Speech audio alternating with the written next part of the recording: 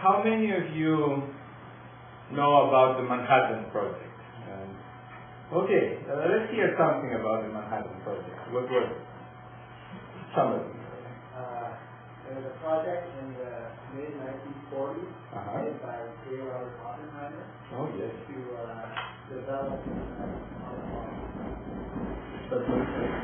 develop the atom bomb in the United States. Exactly.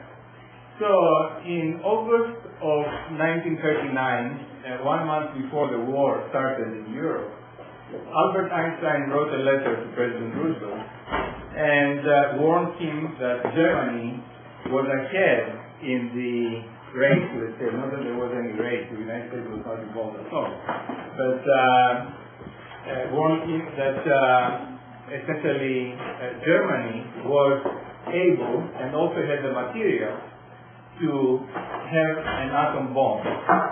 Now, the materials were from Czechoslovakia. Recently, Germany had taken over Czechoslovakia, and the biggest and best mines of uranium at that time were in Czechoslovakia.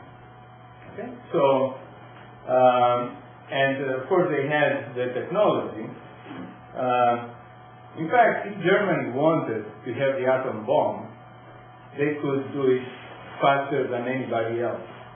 They had the means, and they had the materials, they had the knowledge. Thankfully, Hitler considered that science inferior, Jewish science, he called it, and so he never paid sufficient attention to that. But neither did the United States. Roosevelt received the letter, the war started, nothing happened. The United States actually, from what I understand, allocated something like $4,000 so that a committee would get together to study the problem.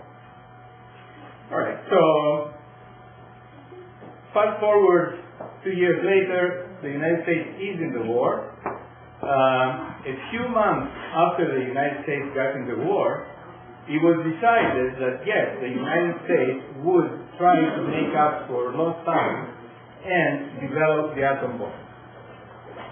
Okay, so that was, I suppose, in the spring of 1942. So in August 1942, who knows why the project became known as the Manhattan Project? Why was it called the Manhattan Project? What happened in Manhattan? Okay, I don't know if we get to the slide. It's like that.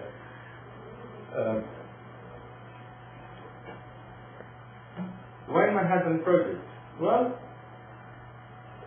what happened in Manhattan is that the Corps of Engineers had an office in Manhattan that became responsible for building the facility. So it was, not that Manhattan had anything else to do, just that the headquarters of a particular district of the Corps of Engineers happened to be in Manhattan. So what did the United States do? Once the United States decided to get into the race for the atom bomb, it seemed like there was nothing that could stop it. I assume that that was probably the first time that so much effort got into a single project. The farmers, for example, in a particular site in Tennessee, received a letter from the judge that gave them essentially 3 weeks to pack up and leave. And why did they choose Tennessee? Anybody has a guess? Why was Tennessee one of the places where one of the facilities for building the atom bomb would be? Tennessee Valley Authority. Tennessee Valley Authority, exactly. There was a lot of electricity, spare electricity, and this project was going to need an awful lot of energy, an awful lot of electricity to be used. So the Corps of Engineers started a few weeks later, got there, the area was isolated, and a new town was created, a town that did not appear on any map, and it was a hidden town. In fact, they put a fence around it, and the people that went to work there promised that they wouldn't tell anybody, and they wouldn't leave the base for years. The workers that went there, lived in that town for years, totally isolated, as if they were prisoners. Okay? And the Corps of Engineers started building at a rate of something like, I don't remember the exact numbers, but at the rate of, let's say, 10 apartments a day. Because very quickly they had to create a city of something like 45,000 people, if I remember correctly, something of that order. A city actually that within a few months after it was built was consuming more electricity than New York City. Okay, that is why it was in Tennessee. That was one of the facilities. What other facilities do you know of? Los Alamos, a major facility, yes. Stanford, Washington, exactly. Okay. One in New York.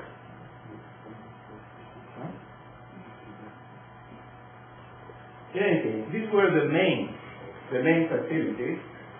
In fact, the first atom bomb was built in Oak Ridge, and the first plutonium bomb was built in Hanford.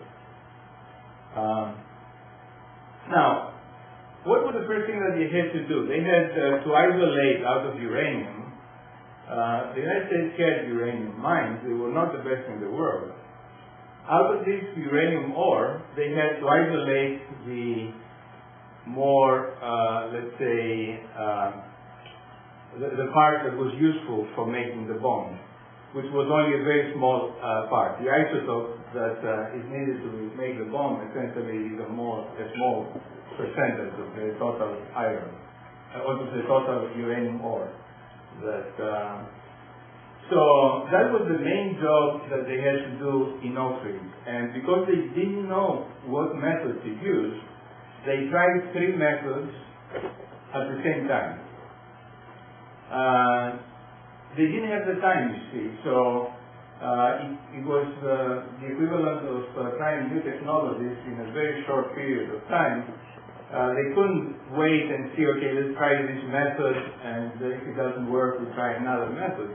So they tried 3 of them at the same time. One of them was abandoned almost immediately before they even started it because they saw problems. The second lasted only a few weeks, and then the third one was the one that they kept. Okay? They had to build huge factories, essentially, where this work would be done. Then we have to try different methods. It's like experimenting, but not with small quantities, but with huge quantities. And then, if it didn't work, they would just dump everything in the site. Okay, so what is the result of all that? Well, of course, the United States was able to produce the atom bomb ahead of everybody else. And then after the war, the United States went ahead to produce an awful lot of bombs, competing with the Soviet Union, who would produce more bombs to the extent that at some point we had more bombs that would be sufficient to blow this planet many, many times over. But where we come in is that the result of all this work was an awful lot of pollution, okay? Because all these efforts produced various chemicals that were dumped in the soil without much care. First, because it was war. Of course, you have to realize that World War II was an extremely brutal war. All wars are. I mean, people go to war to kill. But World War II was so brutal that at some point, to say to the people who were working there, beware, you're doing damage to the environment, I mean, they would probably laugh. But now we realize that the problems that have been left behind are really of tremendous magnitude. Okay? All right, so the last 15 years the Department of Energy, which manages this site, has decided to start the cleaning up of this site. This is a job that would probably last for several generations, okay? So, if your children and grandchildren are in the environmental area, they may end up working in some of these projects. These are not small problems that can be solved from the one moment to the next. In fact, we don't even know, in many cases, how to deal with problems of such severity and magnitude. But our project that started 6 years ago, or 5 years ago, and has 1 year, is a demonstration project in which we try to show how we can manipulate the uranium that is in the ground, dumped after various experiments, so that it does not escape. You see, there is an awful lot of uranium. We don't want it to leave the site and get into the system through the rivers, and there is a river there, I think it's called or a major river in any way nearby, and given enough time, the uranium would end up there.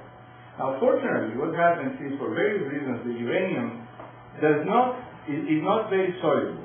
Okay, I may surprise you when I talk about solubility of uranium, because you may think of it as a metal, but you know, even iron is soluble. You find iron in water under the right conditions. An awful lot of things that you don't think of soluble are soluble. It's a matter of what the pH is, what the also the redox state. Now you remember redox from your chemistry, I guess, and you probably remember that vaguely. I'm sure that redox is one of the more difficult concepts, because we are talking about the same substance basically, but depending on whether it has more or fewer electrons associated with it, can behave in a totally different way. I don't know how many of you have seen the movie Erin Brockovich, right? If you remember, they talked about chromium, the hexavalent chromium. Now,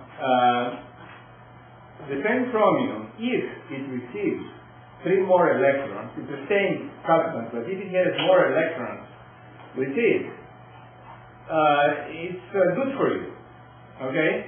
It's not a poison. So it makes all the difference in the world how many electrons, in other words, what is the redox state of a substance, on how it behaves in your body, or how it associates or sticks on the soil. So, in the case of uranium, uranium-6 is somewhat soluble. Okay, so we get in the water and travel with the water and get in places where it shouldn't be. However, if you manage to go to every uranium atom, let's say, and say, okay, take 2 more electrons, all right, then this uranium will become sedentary. It will say, I don't want to go anywhere. I will stick to the soil where I am, and I'll stay here for the next 10, 20,000 years, which is what it will take for it to lose its radioactivity, let's say. Okay, so it's a matter of going there and say, okay, take some more electrons. Now, how can we do that? Obviously, we cannot go there and find it. But it turns out that what is a good agent for moving electrons around? I mean, it happens in our body, right? Electrons are moved around.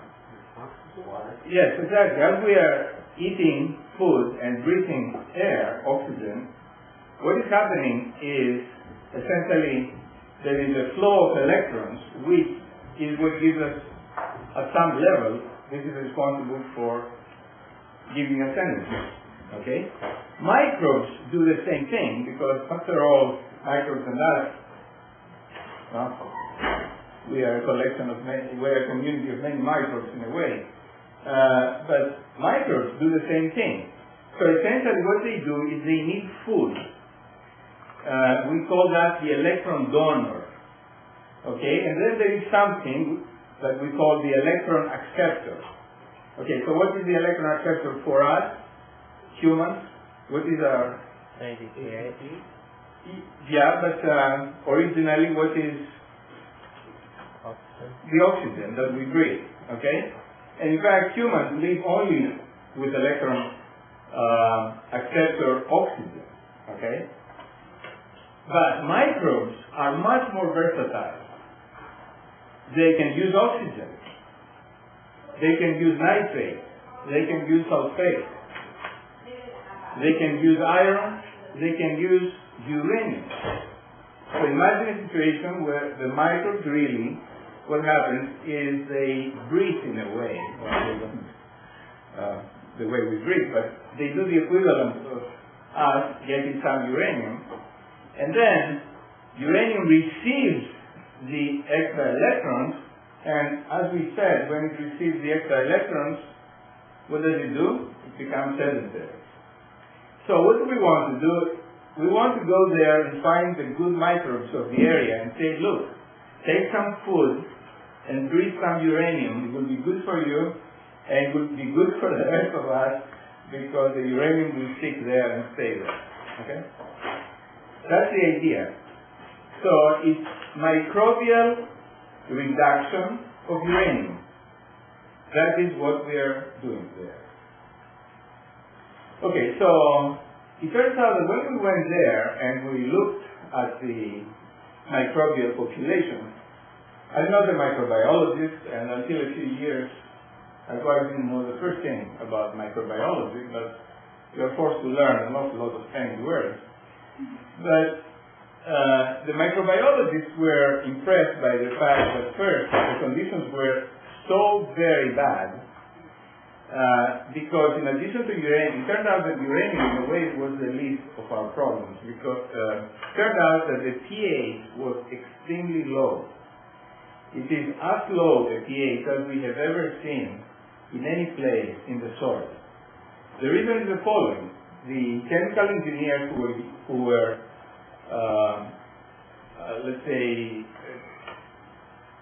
working in these factories, generate an awful lot of acids, mostly nitric acid, some sulfuric acid also, and all of that was done in huge quantities. Now the soil can take an awful lot and absorb it. In particular, it can take an awful lot of acids, right? I mean, that's why when we have heartburn, what do? We take essentially a piece of, let's say, chalk, right? I mean, essentially we take a piece of earth in order to take care of the heartburn. So, and yet, the quantities of acids that were put there were so high that it overwhelmed the soil and sort of roasted the soil. The soil is like it's been roasted, okay, chemically. So you have an environment that is an extremely low pH. There are very few organisms that have survived. These organisms are the survivors, okay? It's like we have a desert. Imagine that the United States suddenly becomes a complete desert. There is no water, there is no food. What will happen is everybody will die except for 150 people who probably have the ability to survive in any environment. Well, that's pretty much what happens there. Okay? So you start with extremely small populations of microbes. And yet, when we went there and we started manipulating the conditions and we started increasing the pH towards something more livable, and we started adding some food, the populations blossomed. They increased in size dramatically, and they started doing what we thought that they would do. They would start reducing uranium, reducing chemically. Okay, reduction means essentially when a substance gets electrons, we say that it is reduced, right? So what happens is uranium started receiving these electrons and started sticking to the soil. Okay, so essentially that is our project, and we are looking into that, and we have demonstrated that indeed can be done. Now, of course, there is another issue now. Let's say that you stop essentially giving food and creating reductive conditions. And then you let the system on its own for the next few thousand years. Well, what is going to happen? Well, other chemicals will come in that will say, oh, we like oxygen more than uranium. Okay? So they're going to take the electrons. They say oxygen, for example, will be able to grab some of these electrons. So essentially, uranium will be reoxidized, and it will become soluble again. So now in the last phase of this project, we try to see what will happen when there are reoxidizing agents that come naturally. For instance, the rainwater carries with it various gases. What kind of gases? The gases that you find in the atmosphere, including oxygen. Once the oxygen gets in the system, in a way it causes the oxidation of uranium. You see, there is a competition for electrons. Some are better at attracting electrons than others. Okay? Oxygen is better. Okay, so now we are finding out that indeed uranium, no matter what we do, uranium again gradually will become reoxidized and start being released in the environment. But what we find is that the rate at which this will happen will be quite slow, because it will be limited by the rate at which these reoxidizing agents come in. Okay? So this is a project where it involves the cooperation of microbiologists, chemists, biochemists, hydrologists. We have mathematical models that predict the rate at which the microbes are going to expose the reactions. That's part of my job, to supervise mathematical modeling of these reactions, biochemical reactions. It turns out that the microbes ultimately are limited not so much by what they can do, but by the rate at which certain substances are given to them. The way I think about it is that, let's say each one of us can eat a certain amount of food. Some of us are very good at eating food. Others not as good, right? But even if you are all hungry, you go to a restaurant and the waiter, there's only one waiter and it's very slow, then the rate at which the reactions will take place will be limited by the rate at which the food will be provided to you. And we call that as a rate limitation provided by the transport. Okay? So essentially the rate at which the flow of the water and the diffusion in the water takes place, that is what determines how quickly the microbes will do their job, one way or the other. Okay?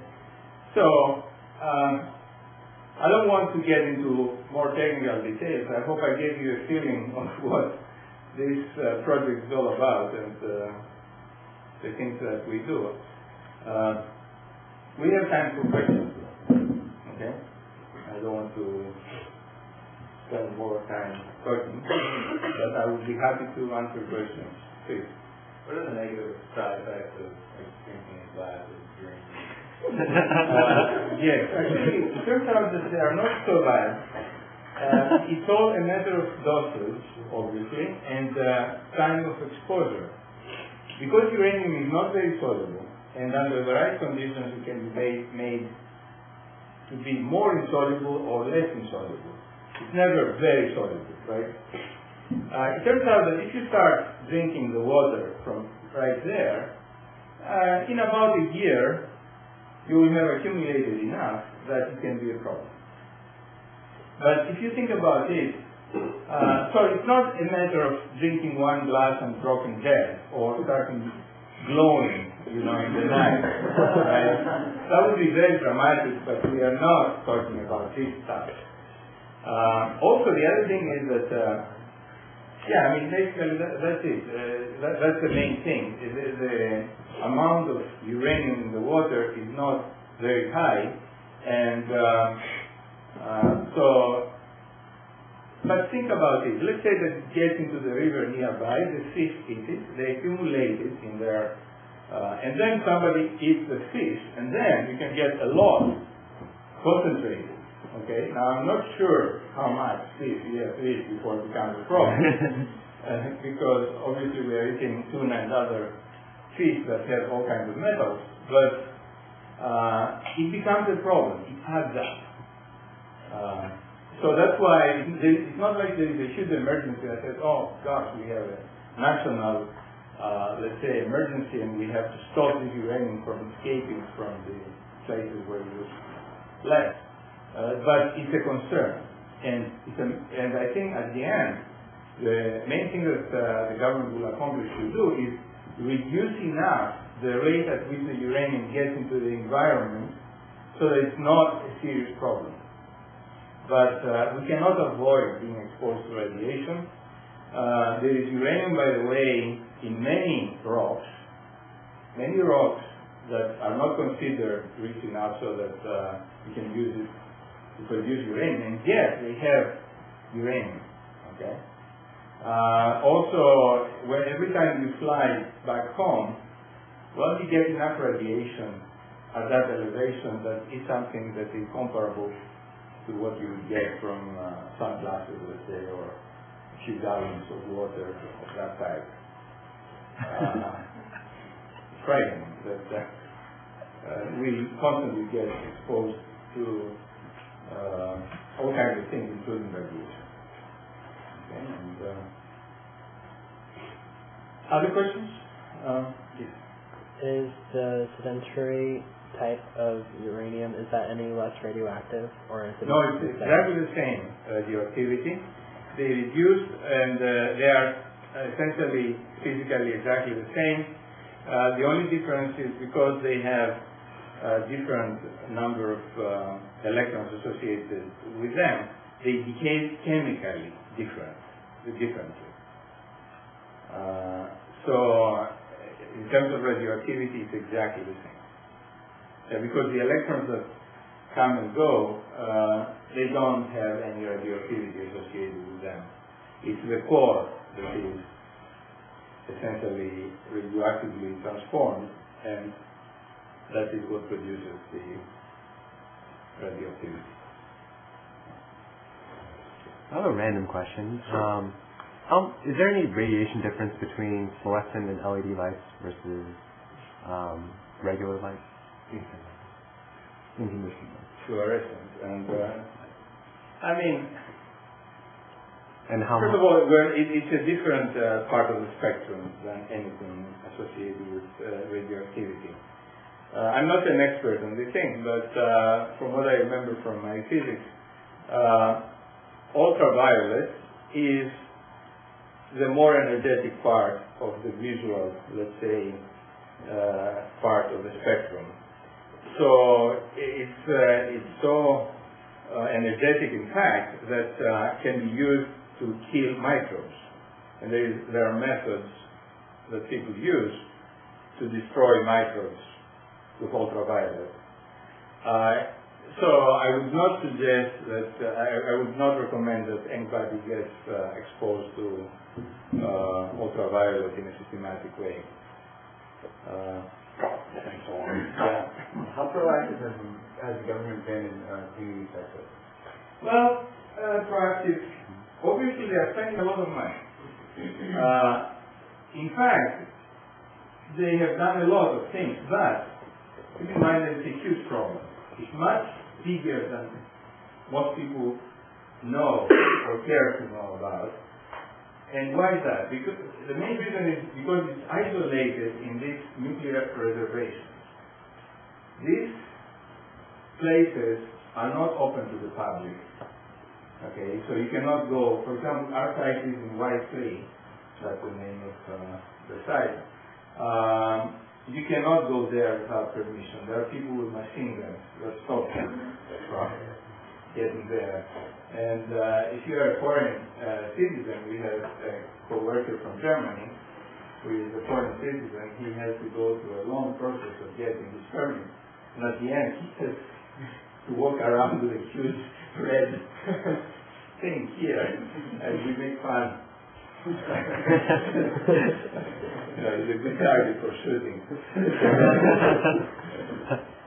So, because it's out of, if that site were in Palo Alto, obviously people would be very, very concerned. But this site is in a nuclear reservation. So I think that's the main reason why we don't particularly care, and that's why we are patient, and we are looking for solutions for the long term. But the government is spending money. That's one of the biggest areas of research in the national lab. I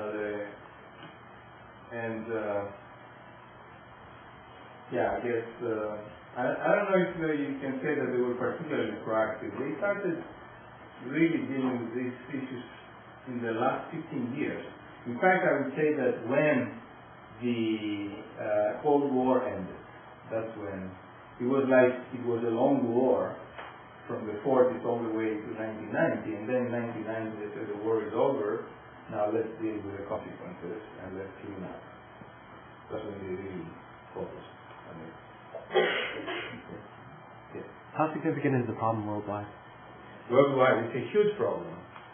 Oh yes, it's a very, very big problem. In fact, the United States had these secret towns. They became known to the world when they appeared on maps, I think in 1945 or 46. The Soviet Union had several of those that became known to the world 1995, I think. And obviously, they had exactly the same problems. The only difference is that they don't have the money to solve these problems. And also, many of these facilities are not even in Russia anymore. They are in the other states, like Kazakhstan and Uzbekistan and so on. There's a huge problem of pollution. In other words, if terrorists wanted to go and look for mildly contaminated stuff so that they can cause some damage, let's say, that wouldn't be so difficult. I think that, yes, it's a huge problem all over the world. But it's mostly in the United States and the former Soviet Union where the problems are, because these were by far the biggest producers of atom bombs, let's say, of nuclear atom and hydrogen bombs.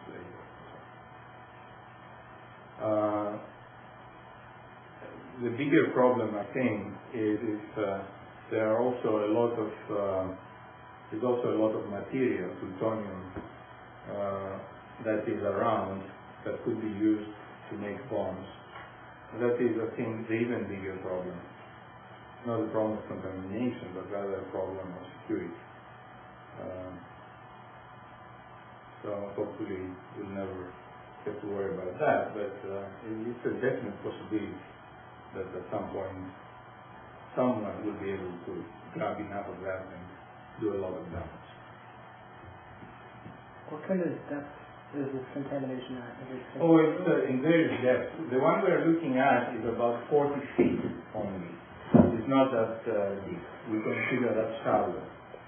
In fact, there was a huge pond in which they would dump the results of their experiments, let's say, or the results of their processes. And then it would sink into the ground. A few years back, they closed that and they put a nice parking lot on top of it. And you can park your car. It's wonderful. It looks very nice. But we know that underneath there's an awful lot of contaminants, including uranium. But there are places where it's much deeper. In Hanford, how many of you are from Washington State? Anybody from Washington State? Oh, yes, there. So you probably, very good. So you probably heard a lot about Stanford and Columbia River. Okay, so supposedly some, the plume, the radioactive plume has reached Columbia River, but it's in very small quantities that it's taken into the river and gets into the fish. So it's small quantities, so nothing to be particularly alarmed, but nothing on the other hand to be completely to chance. So there are a lot of good scientists who are keeping an eye on the plume and trying to see what they can do, to prevent it from becoming a real problem. So, this is a problem. Stanford was a place where a lot of the production of weapons took place.